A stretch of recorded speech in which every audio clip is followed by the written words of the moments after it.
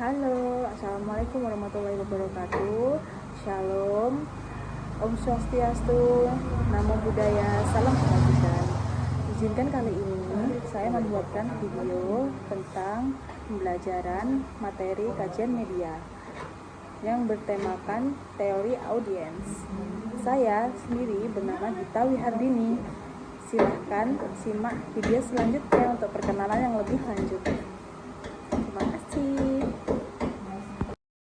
Perkenalkan, nama saya Gita Wihardini, nomor induk mahasiswa 24331025 dari Fakultas Ilmu Sosial dan Ekonomi, Universitas Respati Yogyakarta. Dan dosen pengampu mata kuliah kajian media saya, Muhammad Solihin, SOS, MA, atau bisa juga disebut Cak Sol. Terima kasih atas kesempatan pembelajaran ini, mari kita simak materinya. Apa sih teori audiens dalam kajian itu? Mari kita simak tentang teori audiens.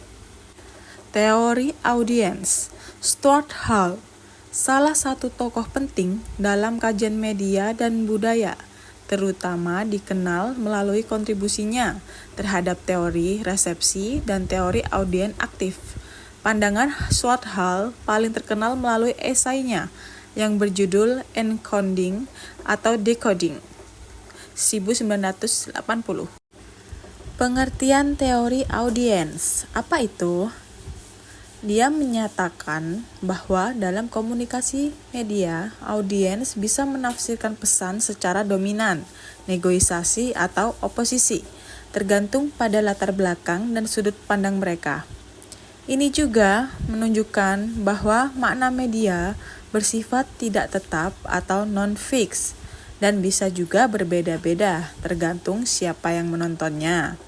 Jadi, inti pokok teori media mengkode atau mengkodekan pesan dengan ideologi atau makna tertentu. Dan audiens mengkode atau menguraikan pesan dengan cara tidak selalu sesuai dengan maksud awal produsen media. Apa itu encoding dan decoding?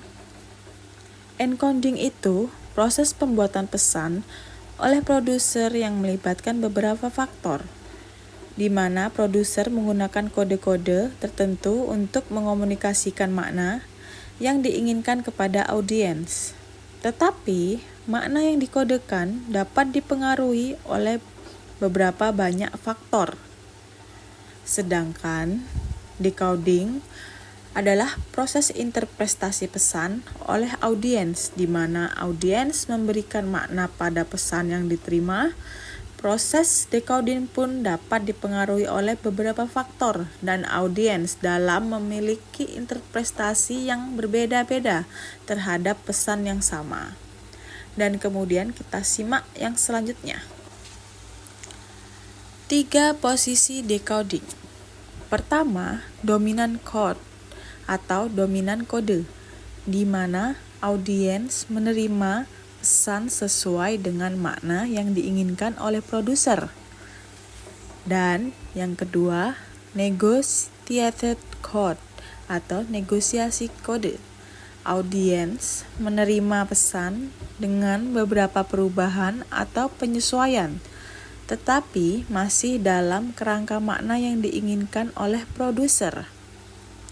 Dan yang ketiga, oppositional code atau oppositional code. Audiens menolak makna yang diinginkan oleh produser dan memberikan interpretasi yang berbeda atau bahkan berlawanan. Faktor-faktor dalam pengaruh decoding, yakni proses decoding dipengaruhi oleh beberapa faktor seperti: pertama, konteks sosial dan budaya. Audiens membawa pengalaman dan pengetahuan yang berbeda-beda ke dalam proses decoding. Dan yang kedua, pengalaman pribadi. Pengalaman pribadi audiens dapat mempengaruhi mereka dalam menginterpretasikan pesan. Dan yang terakhir, pengetahuan dan latar belakang audiens yang dapat memengaruhi bagaimana mereka menginterpretasikan pesan Inilah beberapa faktor-faktor yang ada di pengaruh decoding. Studi kasus. Kita pasti tidak asing dengan tayangan sinetron Indonesia 1 ini yang pernah terkenal, yang berjudul Ikatan Cinta, yang diperankan oleh Amanda Manopo yang sebagai Andin dan Arya Saloka sebagai Aldebaran, dan banyak juga pemeran lainnya.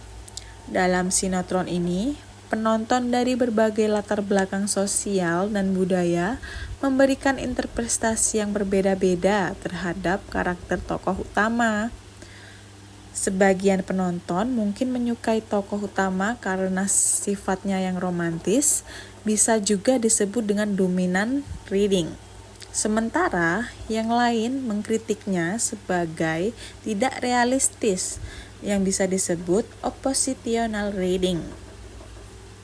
Ada juga yang mempengaruhi daya tariknya tapi tetap menyadari sisi dramatisnya, yang bisa disebut negotiated reading. Dengan demikian, teori audiens menurut Stuart Hall menegaskan bahwa makna pesan media tidak bersifat tunggal atau mutlak, melainkan sangat bergantung pada bagaimana audiens menyampaikan pesan tersebut.